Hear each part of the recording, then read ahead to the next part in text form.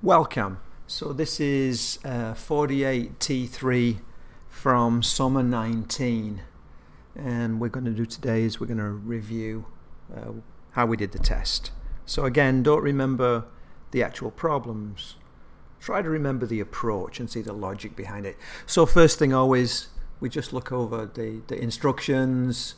So no equation sheet is allowed in the test. It's important that you know the equations. And then you got to show your work. Now you can miss a line here or there, but you can't miss all of it. If you forget your units, your score will be reduced. I let 1 or 2 or 3 go by, but if there's a pattern, then you start losing points. Whenever you get a correct answer after a certain point, if it's got no units, then you lose a bit, because the units are very, very, very important. And then use standard symbol for equations, so I easily know what you're talking about. One answer please, and have it in a box. Cell phones, put away please. Smart watches actually. And one thing is, if you leave a test you can't return. I'm sorry about that, but I've had situations in the past where people have gone away and then come back and amazingly been able to do a whole bunch of things they couldn't do before. We have assigned seating if you're in a face-to-face test with me, and then we're not allowed to use graphing calculators because they can store equations, so we use scientific calculators. This is section K, L, M, N, and O. And we start off basically looking at K, and one of the first things we look at is a collision. So here's a classic collision problem. Two trolleys run straight and level track. Trolley A has a mass of 3 kilograms. So I start off with my diagram. So A has 3 kilograms and a steady speed of 4 meters to the right. And then trolley B has a mass of 2 kilograms and a steady speed of 9 meters to the left. And after the collision, trolley A has a steady speed of 3 meters to the left. What is the steady velocity of B after the collision? There's 2 basic types of collision. There's elastic, where kinetic energy and momentum is conserved. And then there's inelastic, where only momentum is conserved. And of the inelastic problems, there's 2 types. There's one type where the 2 objects stick together, and there's another type where they don't. When they stick together, it's called a perfectly inelastic collision, and that would be like a rugby tackle. Where they don't stick together is more like a fender bender, where the 2 cars don't stick together, they bounce apart. The directions matter, the masses matters, and the principle is that the momentum before equals the momentum afterwards. And so we say, just simply, so it's a multiplication of mass times velocity. So 3 times plus 4 plus 2 times minus 9, minus because it's going to the left, is equal to 3 times minus 3 because it's going to the left, and 2 times the velocity. I'm assuming the velocity is to the right. I'll find out as I get my answer. You do the math. Don't miss steps. If you miss steps, then you tend to make slips, but 3 4s are 12. 2 times 9 is 18, so that's minus 18. 3 times minus 3 is minus 9, 2v. So I do the math and I get plus 1.5 meters per second. Now, the positive sign here tells me that I was correct in thinking it was going to the right.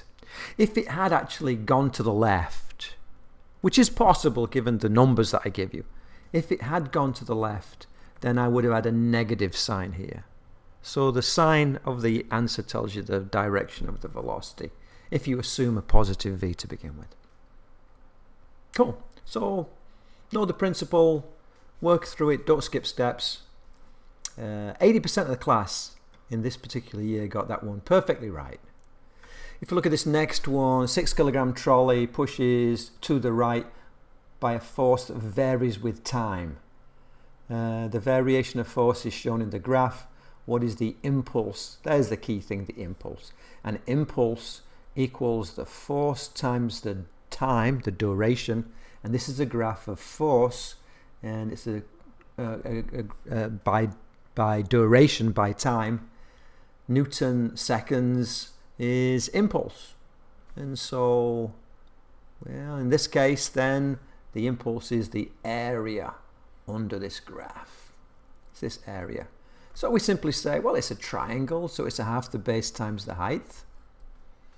And then second triangle, half the base times the height. And again, we do our math, we write our numbers out so we don't make mistakes. A half of 24 is 12. 8 nines, 72. A half of 72 is 36. And we get our answer. Go steadily through the math and we'll get the right answer. 94% of the class got that perfectly right. And I'm very pleased about that because there was a time when the class averages were not in that order for that kind of a question. So I'm very pleased about that.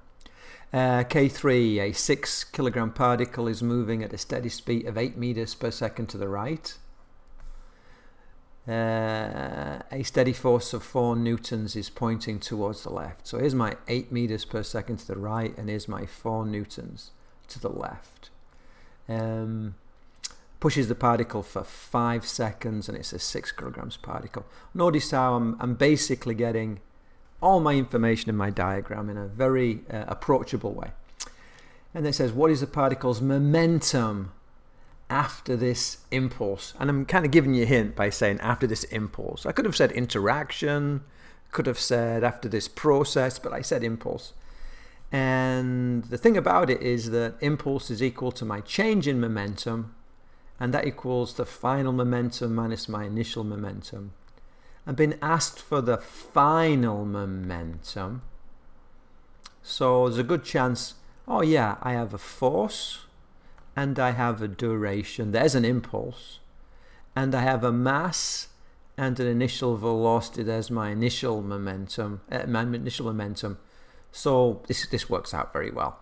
So minus 4, because it's going to the left, times 5 equals PF, that's what I'm trying to find out, minus my initial momentum. Well, it's 6 times plus 8. Now, I'm subtracting that. So I get minus 20 is equal to PF minus 48. Take it to the other side. I get plus 48 added to minus 20 equals plus 28 kilogram meters per second. So again, there it's a question of, do you spot that it's about momentum, impulse equals change in momentum? And if you don't immediately spot it, then my advice is you make a list, and it will jog your memory about what comes next. This last one on this chapter is a set piece. It's kind of like it's going to be on the tests that I give because it's something I want you to really study. It is... The numbers may change. In this case, I don't ask you for numbers, I ask you for letters, which is often found to be a bit harder by people. It says a m kilogram triangular sheet of metal is positioned as shown. The metal is uniformly thick. Use the full method of calculus as shown in class. That's the important phrase. To determine the x component of the center of mass. And for credit, you must show all the details. Well, what are the details? Well, let's begin with our diagram. I have my triangle, and I know that for the center of mass, it's 1 over m, the integral of x dm. This is for a distributed mass, it has this form. And forgive that triangle going to the left, I just wasn't thinking when I wrote this out, so I did it in this direction. And this is an integral, and the problem with this integral is it's about x, but it's with respect to dm, and we don't have a link at the minute, so we got to convert that dm into something with dx. Well, that dm, if you think about it, when we integrate, what we do is we take a slice and we imagine the slice moving from one extreme to the other. There's our limits. And we try to describe what's going on with, this slice. In this case, the slice is it's dm slice, so the mass of this slice, and the mass of the slice will be, well, the area density, how many kilograms per square meter, multiplied by the slice area. There's the physics bit. That's really important. Now I try to express this physics idea in letters and the like from this diagram. And I thought, well, the slice area is dx. It's the little bit of width. And the height is just h. Now, height is changing. When the slice is on the left-hand side, h is much smaller than when the height is on the right-hand side. So I've got to watch for that. I'll get to that later. So the slice area is dx times h. And then the area density is the total mass divided by the area of this triangle. And I designated big Y and big X as being the size of the triangle. So it's a half the base times the height, half big X times big Y. Got to be careful with my letters here. Don't want little x's getting confused with big X's. Okay, now let's look at this h. H is the height, and I don't want to use it in my equation.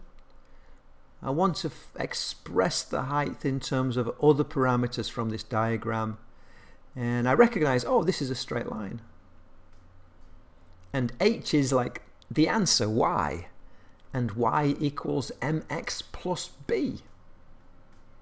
So that means that y, h, is equal to the slope, which is y over x, big X, times x, and x is how far we are along, which is little x. So those two, big Y over big X times little x, I replace in h.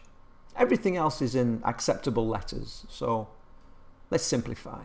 So we say my little bit of mass is equal to, that half becomes a 2, big M, little x, over big X squared dx.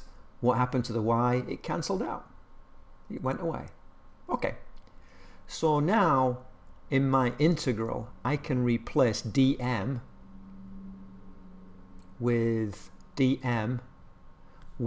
this. So I say x centre of mass is equal to 1 over big M, the integral of x, and then rather than saying dm, I'm going to say 2m little x dx over big X squared. The rest is frankly math. It's x centre of mass is equal to 1 over m, take the m out, take the 2 out, take the big X squared out because they're all constants. And then we go integral little x squared dx. Oh, that's easy. Over here my m's cancel. I get 2 over big X squared, and the integral is little x cubed over 3. And the limits are from 0 to big X. So then I say, oh, x centre of mass is equal to 2 over big X squared, big X cubed over 3 minus 0 cubed over 3, which equals 2 over 3 times big X. And that's the pattern, that's the standard answer. People know that. It's always, for a right triangle like this, it's always 2/3 of the way to the edge. If it's narrow at the left-hand side and you're measuring from the left-hand side, it's 2/3 of the way from the little point to the flat wall. Standard answer.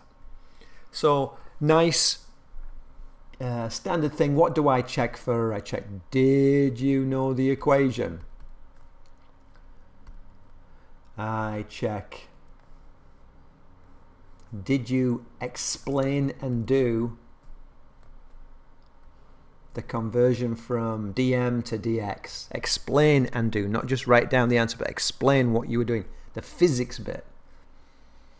Did you do the integration right? And did you have the right limits?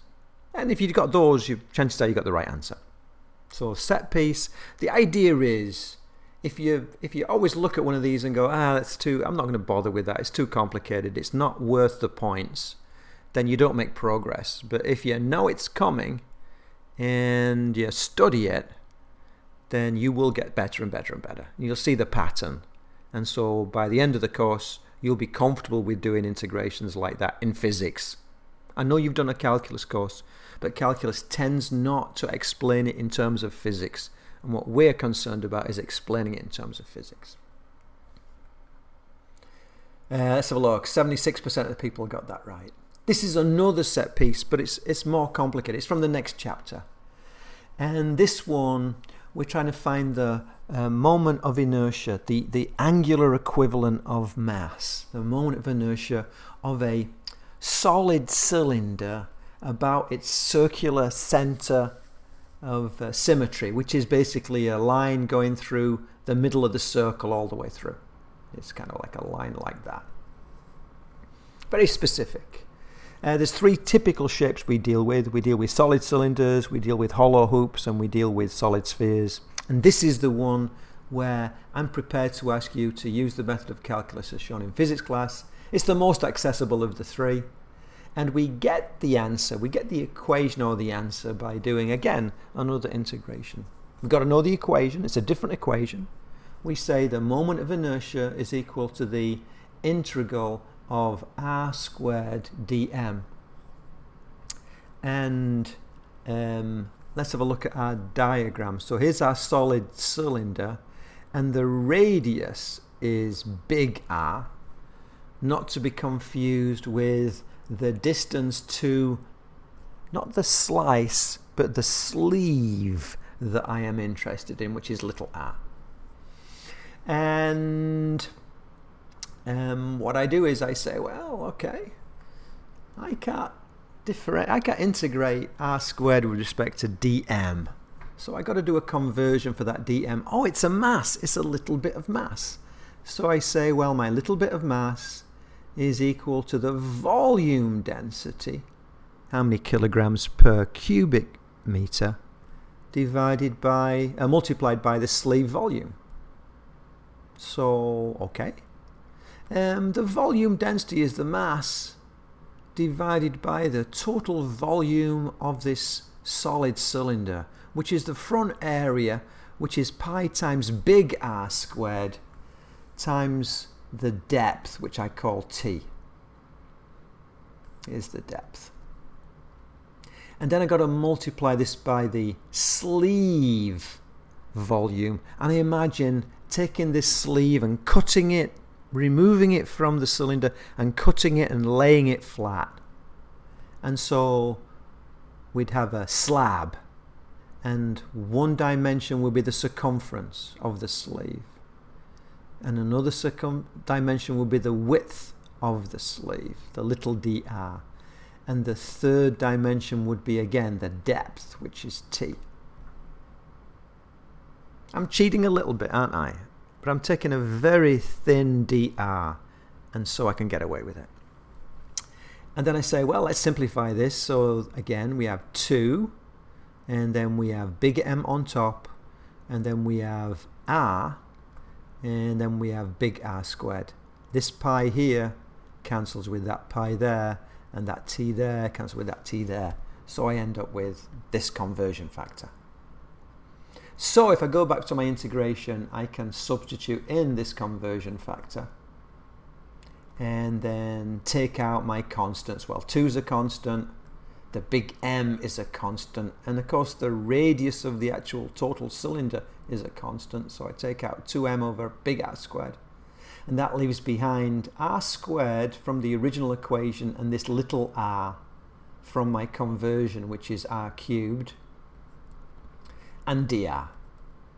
Well, again, that's easy to do. It's 2m over big R squared, the integral of, well, that goes to r to the 4 over 4, and my limits are from 0 in the middle to big R on the outside, so there are my limits. I get I is equal to 2m over big R squared, the integral of r to the 4th, big R to the 4th over 4 minus 0 to the 4th over 4.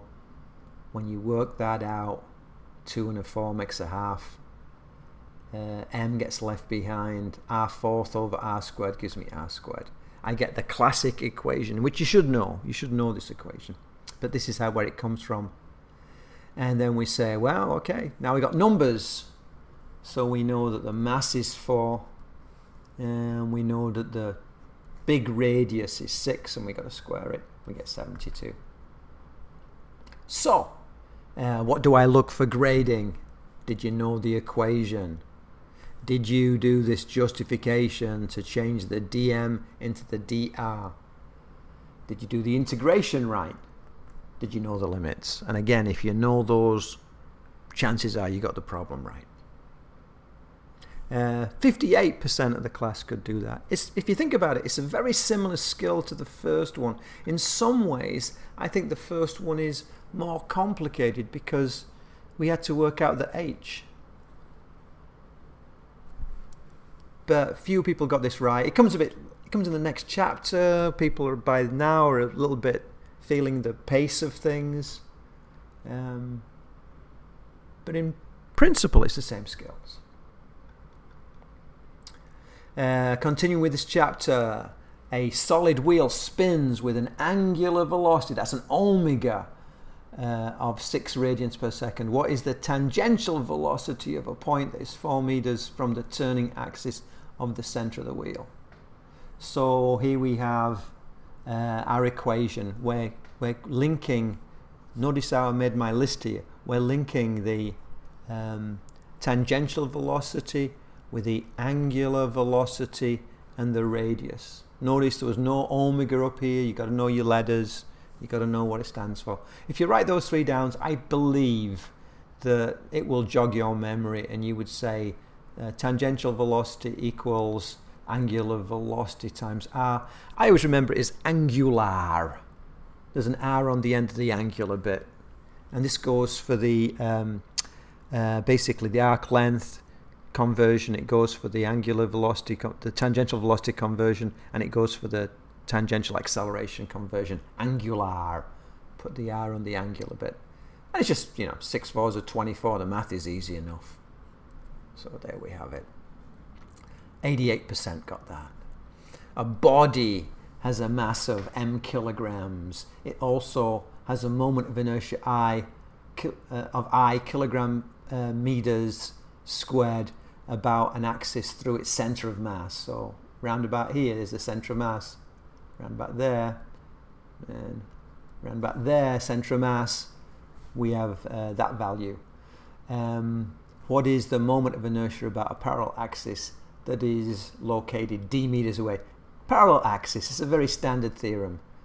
What it says is the moment of inertia of the axis that you're interested in, which is parallel to the center of mass axis, is equal to the moment of inertia of the center of mass plus md squared, where m is the mass of the object and d is the separation, the perpendicular separation between these two axes. Now think about it. If the units for the moment of inertia are basically kilogram meters squared, then, and this isn't an equation, then this also must be in kilogram meters squared, because that's the way that equations work. Every bit of it must have the same units, or we prefer to say dimensions.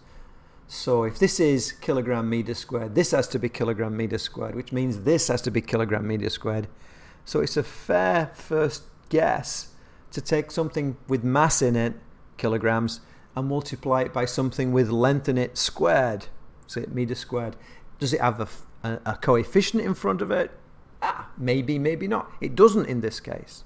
And the dimensional analysis would not tell you that. But don't make mistakes on equations, because if you can't remember them, you're still not using dimensions. At least get the dimensions right, and you'd be amazed at how more often you will get the right equation. This has got no numbers in. This is one of those things where I just want you to write down the equation, and so it saves time.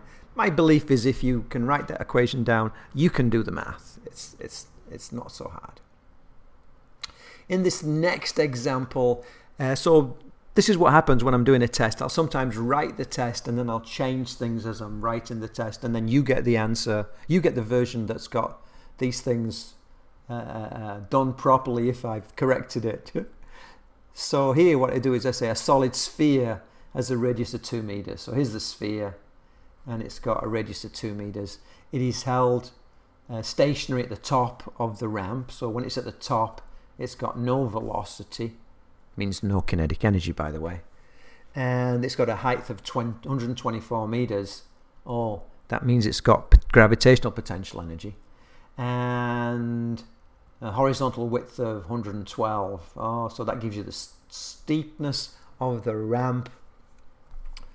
The sphere rolls down the ramp without slipping. What is the speed of the sphere at the bottom of the ramp? So when you're down here, what's the speed? I will get there in the end.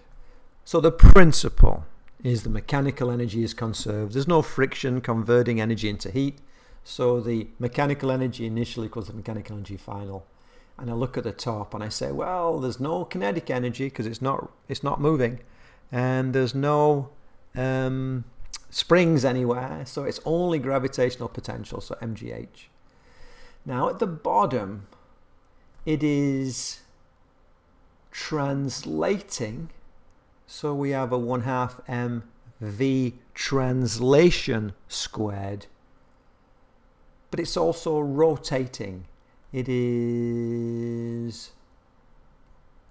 rolls down a ramp without slipping. That's the important bit. So there's also a rotation about the center of mass, and that's a 1/2 I omega squared. So there's the translation of the center of mass, and there's the rotation about the center of mass. They both require energy, and they get the energy from the original gravitational potential energy.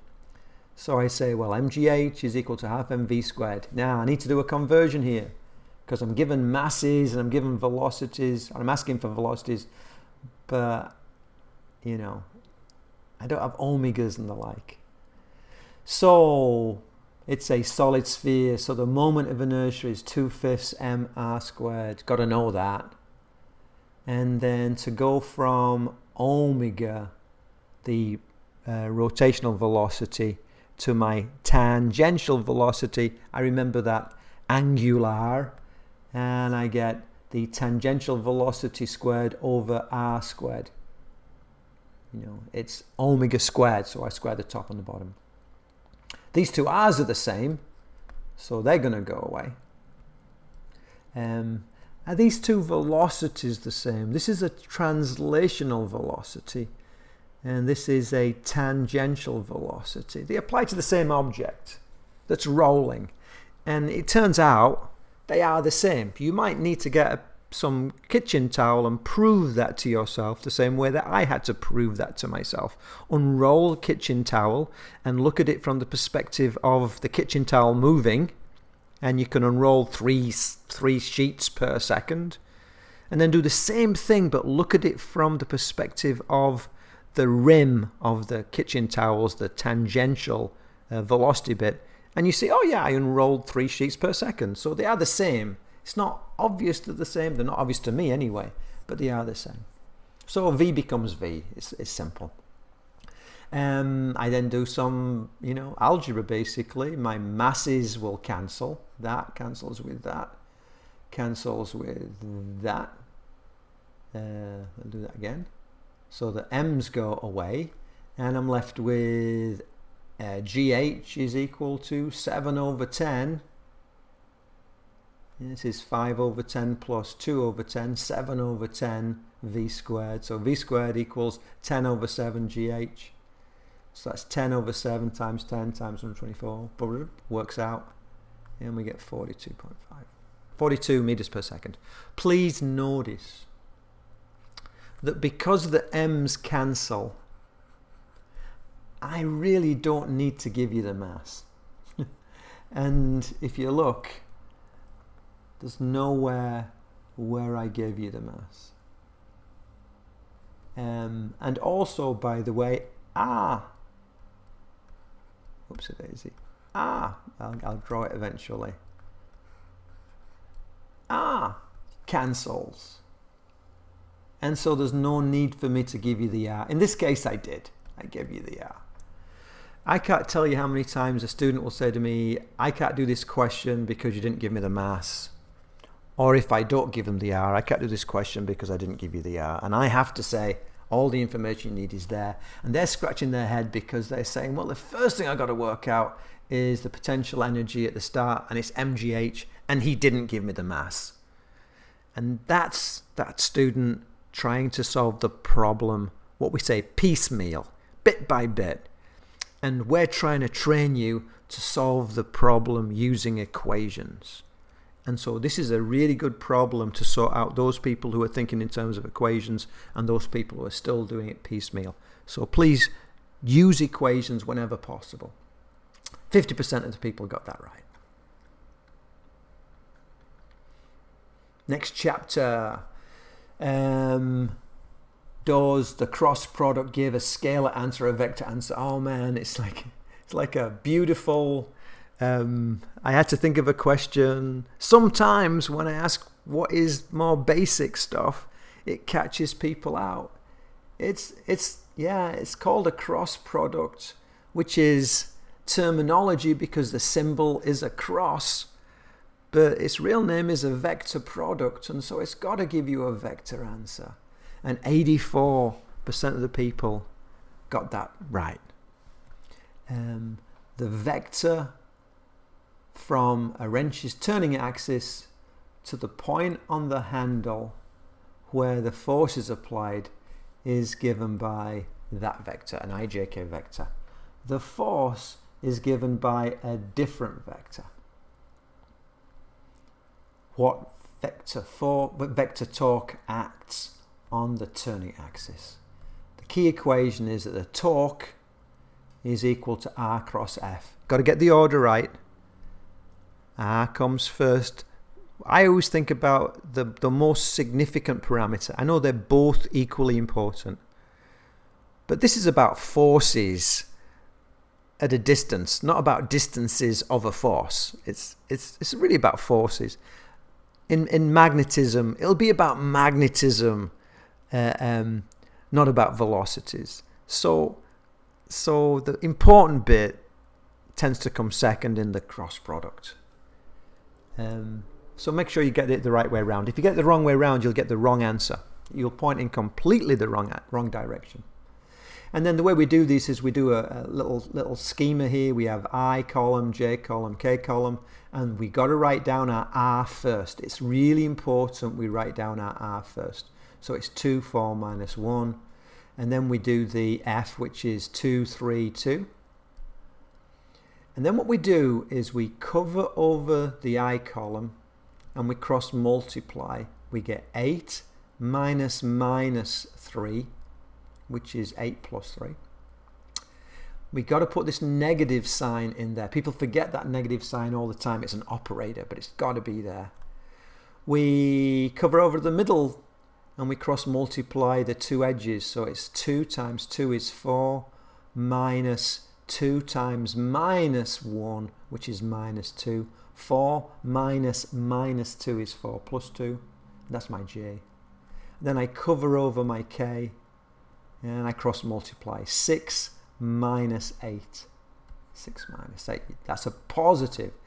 The operators go positive. Oops, it is. The operators go, there's a positive at the front, a negative, a positive. And then we do math, and we go 11I minus 6J minus 2K. Units of Newton meters. 80% of people got that right. Just a cross products. Cross products and dot products come up over and over and over and over again in Physics 1 and especially in Physics 2. So master the technique now and get the points. Don't wait until the end of the course to learn how to do it and lose all those points in between. A particle has a linear momentum of this. There's my linear momentum, my P. The particle is located at a point indicated by, so there's my R, from a turning axis O. What is the vector angular momentum of this particle about its turning axis? And this is, well, angular momentum is L, and it's L equals R cross P. And again, do my little grid. I have my R goes first. So 2, 3, 1 goes first, and then 2, 2, minus 3 goes second. Cross out the first one. Minus 9, minus 2, I. Don't forget my negative. Cross out the second one. Minus 6, minus 2, J. Put my positive down, cross out the third. 4, minus 6. And so I get minus 11, I. Minus 8, with a minus in front of it, is plus 8J. 4 minus 6, that's going to be minus 2, minus 2K. So there's our answer for that one. Again, cross product comes up over and over again. You've got to know the equation. 46% of people got that right, and I think it's because they didn't know the equation.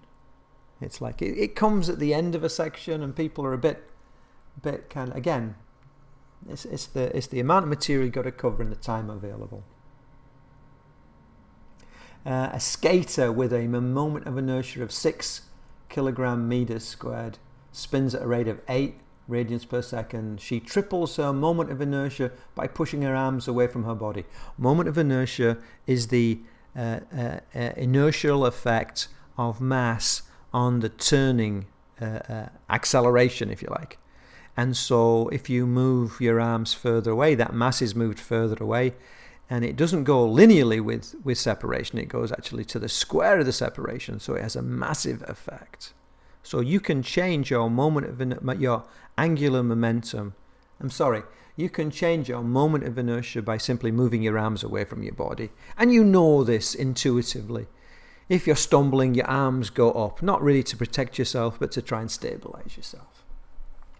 So the angular momentum before equals the angular momentum afterwards.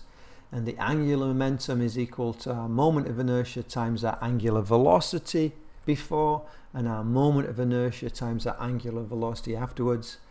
And it's simply 6 times 8 times 8 is equal to, well, she triples her moment of inertia. 6 3s are 18 and WF.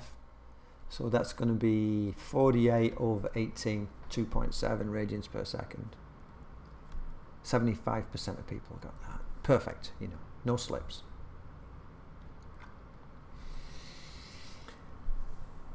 Next chapter. A 2 kilogram mass is located at plus 4 on the x-axis. A 5 kilogram mass is located at plus 8 on the x-axis. The gravitational field is given by G equals 10 and 0.4x, where G is in newtons per kilogram. G for Earth, for the Earth's surface, is 10. It's the same thing. This is just a variable G. We're going, if you like, a long way away from the Earth, and so G will change. In this case, G is actually getting bigger the further we go away from our measuring origin. It can happen, And then what is the x-axis location of the center of mass? So I'm measuring from this point here, and my gravitational field strength is getting bigger as I go to the right. So that means that the 5 kilogram mass will experience a lot more weight than the 2 kilogram mass, because it's more massive and it's in a stronger gravitational field. Okay, so we say, well, the x center of mass is equal to center of gravity. That should be center of gravity. The center of gravity is not the sum of mi/xi over the sum of mi, which it would be for the center of mass. It's the sum of wi, the weight of each individual, times its position over the total weight. Well, the weight is mg. So we have mi/gi/xi over the sum of mi/gi. And then the rest is just putting in numbers, and it gets messy, so you've got to be careful. Again, don't do it in your head. Don't skip. But we look and we say, well, that's a 2 and then we have the G. Well, it's 0.4 times x, so it's 0.4 times 4, because the x is 4. And then we have, well, what's the x? Well, the x is 4. For the next particle, well, the mass is 5, and then the gravity felt is going to be mg, 5 times 0.4 times, is the gravity felt, which is 0.4 times x, so it's 0.4 times 8, and then times the position, which is 8. And then for the bit underneath, it's the total weight, so it's 0.4, it's 0.4 times the position times the mass, and 0.4 times position times the mass. So it's 0.4 times 4 times 2, because the mass was 2, 0.4 times 8 times 5, because the position was 8 and the mass was 5. Next is sums. 4 4s are 16, 2 16s are 32. That comes 12.8. You know, 8 8s are 64, 5 64s is going to be 320 times 0.4, 128. And then on the bottom, 3.2 and 16. And that gives me that over that, which gives me a number. Please notice, if you put all these steps down and you make a slip, I can see it's a slip. If you just show me an equation and an answer and you make a slip, I have no idea if that was just a mathematical slip or it's a fundamental misunderstanding. So partial credit is really benefited by having more steps. It doesn't probably count against you. I can see a situation where you make 2 mistakes and they cancel and I wouldn't spot it. But the chances of making 2 mistakes and having them cancel are very slim. The chances are you're going to make 1 mistake. And if I can see that mistake is just a little slip, it's much less significant than if that mistake is much more is more conceptual. So show more work. So this second on that previous one, 54% got that perfect. On this next one, we have a 4 meter long, 10 kilogram uniform beam. Well, 10 kilogram gives me 100 newtons. And it comes from the middle because it's uniform. And we have 4 is divided into 2 and 2. So I've done some interpretation already. By a wall at one end and a rope at the other. The rope makes an angle of 30 degrees. The horizontal, what is the normal force where the beam touches the wall? Whoa, okay. Well, yeah, there is a normal force. It's the wall pushing on the beam. There's also a frictional force which is not mentioned. Clearly, if there was no frictional force there, the beam would slip to the floor. And there's also a tension force.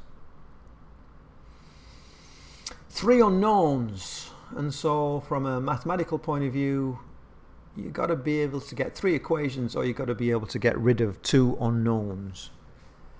And this is kind of a classic. What you do is you say, well, which do they want? And it goes, it wants to know the normal force. So I want Fn, and I don't want Ff. And the thing about torque, this is going to be an equation in torque. The thing about torque is that it's the product of the force times the perpendicular lever arm. And if you want to make a force have no measurable torque, you make the perpendicular lever arm 0 length. So if I pick a line which is in line with the force, that force has no lever arm about it, and so there's no torque. I drew it slightly to the side here, but you know, forgive me that. And I want to get rid of the t, so if I take a line which is in line with the t, any axis on that line will, any force will have no axis, will have any force, the force on that line, which is the tension, will have no torque about any point on this line. So if I want to ignore FF, draw a line through FF. If I want to ignore T, draw a line T through T. If I want to ignore both of them, put my turning axis at their intersection. So my turning axis is in this top left-hand corner. And I know that some of the talks about this top left-hand corner equals 0, so Fn has a torque. It's going to be Fn. The distance, well, it's this vertical distance here. It's from here to here. There's the distance. And that's going to be, well, opposite over adjacent 4 tan 30. Yeah, this is one of those cases where it's not a sine or a cosine. It's an opposite over an adjacent, which is a tangent. Now, that tends to make this thing, let's see if we can draw this well, that tends to make this thing go in a counterclockwise direction, which is positive. The next force is this 100, and that is perpendicular distance. Well, down here is the same as up here. Up here. I tend to be looking down here, but it's the same as looking up there. Here's my force. There's my lever arm. And so I say 100, which is the force, times 2, which is the perpendicular lever arm. Now this tends to make my object want to go in a clockwise direction, and so that would be a negative. So when I work this out, I get 200 on the other side divided by 4 tangent 30, which is 86.8 newtons, and only 22% of students got that perfect. They made mistakes either with the diagram or with some of the math or something. Again, it's towards the end. People are getting rushed. Next. This is a bit of materials science. It says an 8 kilogram block hangs from a wire. There's my 8 kilogram block. Hangs from the wire. That has a cross-sectional area of 0.4 meters squared. The original length of the wire is 3.2 meters. The wire is 4.4 meters long when supporting this block. What is the stress? This is a classic Young's modulus question, where Young's modulus equals stress over strain. And people tend to learn the equation for the Young's modulus, but you need to know the equation for the stress and the strain. And stress is the force applied per unit area. So it's going to be the mg of the load divided by the area of the wire. And so it would be m is 8 and g is 10, 80 newtons basically. And then the cross-sectional area, and I didn't even use prefixes, oh my word, 0.4. And so I get 200 newtons per meter squared. I can make this a lot more interesting. I mean, I gave you extra information. You didn't need to use the 3.2 or the 4.4, and you know, I gave you basically no prefixes, but I didn't ask you for the Young's modulus. I asked you for the stress over the strain. What I'm trying to catch there is people who are just, they look at the diagram and they say, oh yeah, he wants me to do this, and they don't read it and they don't think it through and they don't know the detail. So watch out for that. I could make it more interesting by giving you a prefix on this meters squared. I could give you the distance, the extension as opposed to the final distance. There's various things. I could ask you for the strain. I could ask you for Young's modulus. There's various things I can do on this section. So don't only learn one answer and keep applying it, because I won't always ask you that. Only 22% of people got that right. It basically involves looking at the diagram and taking 3 numbers and multiplying and dividing them together. Mathematically, it's a piece of cake. But again, people are just so tired by this stage. It's like, you know. Next one, recalling the notes. This is on Young's modulus again. And what does y represent? And so we have a graph out of your notes, is the vertical and the horizontal, and then there's a line that the actual thing follows, which is, I've got a curve to it.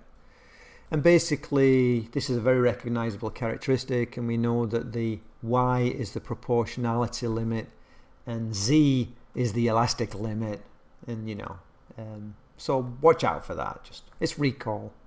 96% of people got that. I'm really pleased about that. And then the next chapter is true or false. Kepler's second law states that the line from the sun to a planet sweeps out equal areas of space in equal time intervals, and that's true. There are 3 Kepler's laws. Planets follow elliptical paths around the sun. They're very, very circular, but they are elliptical. The second one is that Kepler's second law states that the line from the sun to a planet sweeps out equal areas of space in equal time intervals. When you're further away, you travel slower. When you're closer by, you travel faster. We can justify that from an energy point of view. He didn't know about energy. And then the last one is that t squared equals k, a constant, times r cubed. So there's 3 of Kepler's laws. Second one, mass of 5 kilograms, or mass A, so that's 5 kilograms, and this is mass B, 6 kilograms. These masses are located in deep space, so there's nothing else to worry about. Mass B is positioned at a displacement of that from mass A. It is essential that you draw a diagram and you put in the arrow, because that tells you B is being measured from A. That is so important. And then write an expression for the gravitational vector force experienced by B. That is also important. Look, I could have asked you for the gravitational force experienced by A, and it would have pointed in the opposite direction. The force experienced by B is to the left, the way I've drawn it. The measurement of B located from A is drawn to the right. Notice that R, the vector R and the vector F are in opposite directions. That's going to be really important. So the diagram is essential to this. The equation is F is equal to big G, big M, little m. Well, 5 and 6, doesn't matter. And then over R squared. Well, I know the vector between these two, so I can find the magnitude of that vector by using Pythagoras.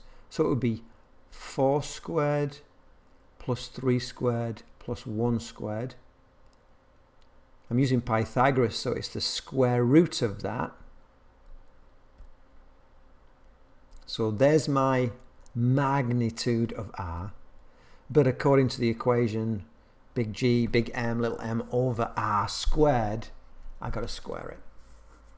And then there's my magnitude, and then I need to do my direction vector, my unit vector, to get it to become a vector. I can make a vector by multiplying a magnitude by a unit vector. Well, okay.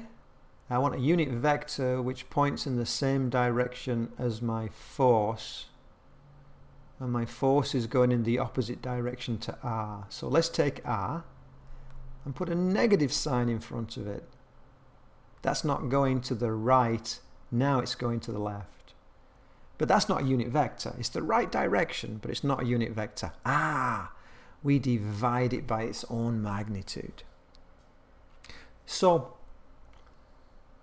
I'd be happy for you to leave it like that as long as you put the units with it. I'd be happy for you to leave it like that. If it drives you crazy to leave all these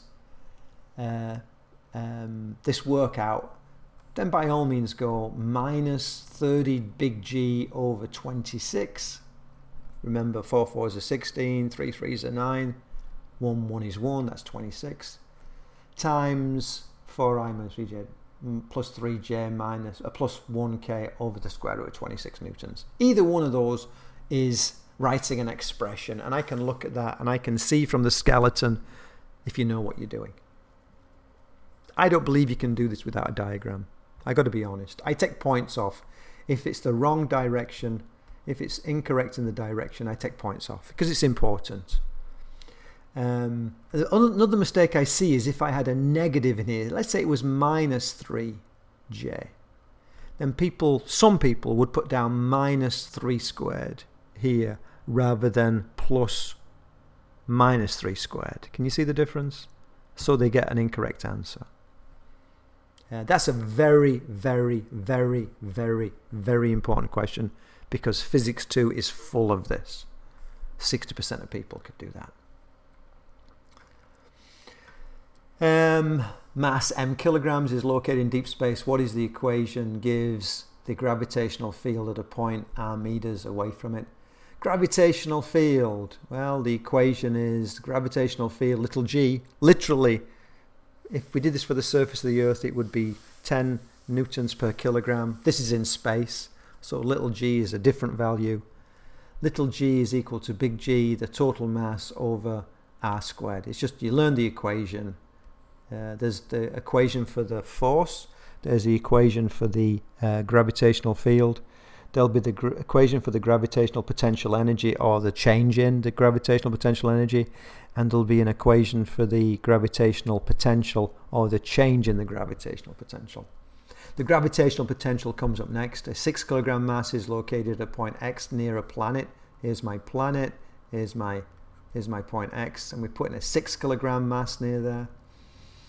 It has an absolute gravitational potential energy of that. What is the gravitational potential at the point? And here I'm working on the fact that you know that the gravitational potential V is the gravitational potential energy per unit mass. So if that mass feels minus 124 joules has 124 joules of gravitational potential energy, then that's going to be 124 over 6 joules per kilogram, which would be 124 over 6 joules per kilogram, which is 20.67. The negative sign is there for bookkeeping purposes. Turns out we don't know where the bottom of the universe is, but we sure know where the top of the universe is. And rather than counting from the bottom upwards in positive numbers, we count from the top downwards in negative numbers. Look at the video, it'll explain that in more detail. 41% of people got that. It's a new idea, this energy per kilogram. It's not common. However, when you go to the store and you buy a battery and you buy a 9-volt battery, this is the concept you're using. Not gravitational potential, but electrical potential. It's the same thing.